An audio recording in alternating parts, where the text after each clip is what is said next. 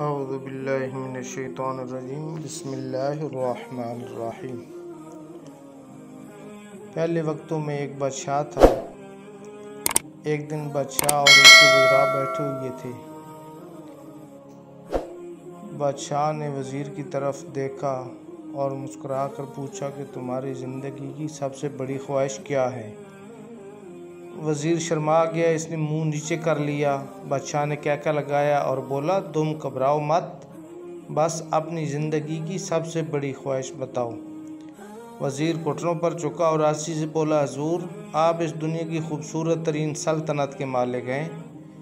मैं जब भी ये सल्तनत देखता हूँ तो मेरे दिल में ख्वाहिश पैदा होती है। अगर इसका 10वां हिस्सा मेरा होता तो मैं दुनिया का खुश नसीब तरीन शख्स होता। इसके बाद वज़ीर खामोश हो गया। बादशाह ने कहका लगाया और बोला, मैं अगर तुम्हें आधी सल्तनत दे दूँ तो? वज़ीर ने घबरा कर ऊपर देखा और आजी से बोला, बादशाह सलामत, ये कैसे मुमकिन है? मैं इतना खुशकिस्मत कैसे हो सकता हूँ? बादशाह ने फ़ौरन अहकामात लिखने का हुक्म दिया। बादशाह ने पहले हुक्म के ज़रिए अपनी आधी सल्तनत नौजवान वज़ीर के हवाले करने का फरमान जारी कर दिया। दूसरे हुक्म में बादशाह ने वज़ीर का सर कलम करने का हुक्म जारी कर दिया। वज़ीर दोनों अहकामात पर हैरान रह गया। बादशाह ने अहकामात पर मोहर लगाई और वज़ीर की आंखों में आंखें डालकर बोला, तुम्हारे पास 30 दिन हैं। तुमने इन 30 दिनों में सिर्फ 3 सवालों के जवाब तलाश करने हैं। तुम कामयाब हो गए तो मेरा दूसरा हुक्म मनसूख हो जाएगा और तुम्हें आधी सल्तनत मिल जाएगी, और अगर तुम नाकाम हो गए तो पहला हुक्म खारिज समझा जाएगा और दूसरे हुक्म के मुताबिक तुम्हारा सर तन से जुदा कर दिया जाएगा। वज़ीर की हैरत परेशानी में बदल गई। बादशाह ने इसके बाद फरमाया, मेरे 3 सवाल लिख लो।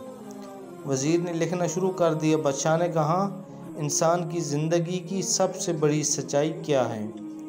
वो रुका और बोला, दूसरा सवाल, इंसान की ज़िंदगी का सबसे बड़ा धोखा क्या है? बादशाह रुका, फिर बोला, तीसरा सवाल, इंसान की ज़िंदगी की सबसे बड़ी कमज़ोरी क्या है?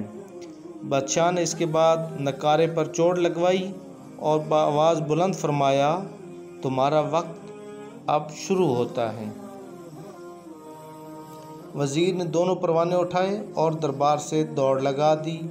उसने इस शाम मुल्क भर के दानिश्वर, मुफक्किर और ज़हीन लोग जमा किए और वो तीनों सवाल इनके सामने रख दिए।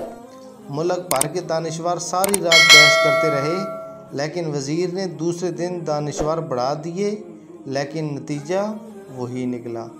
वो आने वाले दिनों में लोग बढ़ाता रहा, मगर इसे कोई तसल्ली बख्श जवाब ना मिल सका, यहाँ तक कि वो मायूस होकर दारुल हुकूमत से बाहर निकल गया। वो सवाल उठाकर पूरे मुल्क में फिरा, मगर इसे कोई तसल्ली बख्श जवाब ना मिल सका। वो मारा मारा फिरता रहा, शहर शहर गांव गांव की खाक छानता रहा। शाही लिबास फट गया, पगड़ी ढीली होकर गर्दन में लटक गई, जूते फट गए और पाँव में छाले पड़ गए। यहाँ तक कि शर्त का आखिरी दिन आ गया। अगले दिन इसने दरबार में पेश होना था। वज़ीर को यकीन था कि ये इसकी ज़िंदगी का आखिरी दिन है। कल इसकी गर्दन काट दी जाएगी और जिस्म शहर के मरकज़ी पुल पर लटका दिया जाएगा। वो मायूसी के आलम में दारुल हुकूमत की कच्ची आबादी में पहुँच गया। आबादी के सिरे पर एक फ़कीर की झोंपड़ी थी। वो गिरता पड़ता इस झोंपड़ी तक पहुँच गया। जब झोंपड़ी के अंदर गया तो देखा कि एक फ़कीर सूखी रोटी पानी में डुबोकर खा रहा था, साथ ही दूध का प्याला पड़ा हुआ था और फ़कीर का कुत्ता शड़प शड़प की आवाज़ों के साथ दूध पी रहा था। फ़कीर ने वज़ीर की हालत देखी, कहका लगाया और बोला, जनाब आली, आप सही जगह पहुँचे हैं। आपके तीनों सवालों के जवाब मेरे पास हैं। वज़ीर ने हैरत से इसकी तरफ देखा और पूछा, आपने कैसे अंदाज़ा लगा लिया मैं कौन हूँ और मेरा मसला क्या है? फ़कीर ने सूखी रोटी के टुकड़े छापे में रखे मुस्कराया अपना बोरिया उठाया और वज़ीर से कहा, ये देखिए, आपको बात समझ आ जाएगी। वज़ीर ने झुककर देखा, बोरी के नीचे शाही खलत बिछी थी। ये वो लिबास था जो बादशाह अपने करीब तरीन वज़रा को इनायत किया करते थे। फ़कीर ने कहा, जनाब आली, मैं भी इस सल्तनत का वज़ीर हुआ करता था। मैंने भी एक बार आपकी तरह बादशाह से शर्त लगाने की गलती कर ली थी। नतीजा आप खुद देख लीजिए। फ़कीर ने इसके बाद सूखी रोटी का टुकड़ा उठाया और दोबारा पानी में डुबोकर खाने लगा। वज़ीर ने दुखी दिल से पूछा, क्या आप ही जवाब तलाश नहीं कर सके थे?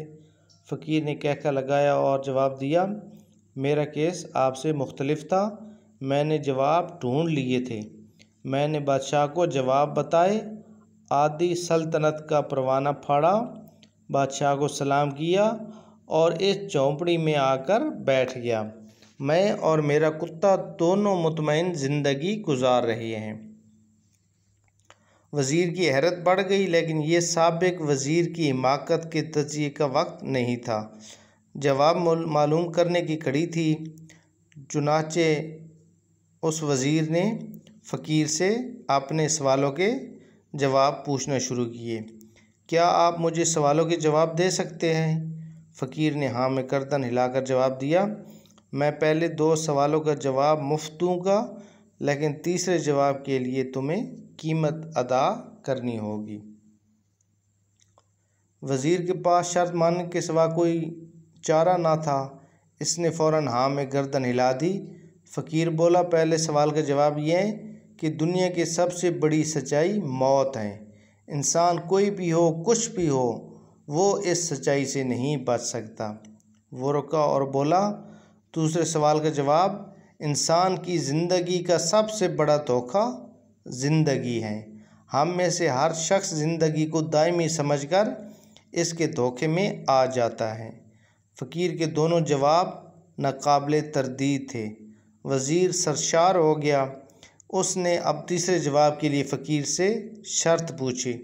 फ़कीर ने कहका लगाया, कुत्ते के सामने से दूध का प्याला उठाया, वज़ीर के हाथ में दिया और कहा, मैं आपको दूसरे सवाल का जवाब इस वक्त तक नहीं दूंगा जब तक आप ये दूध नहीं पीते।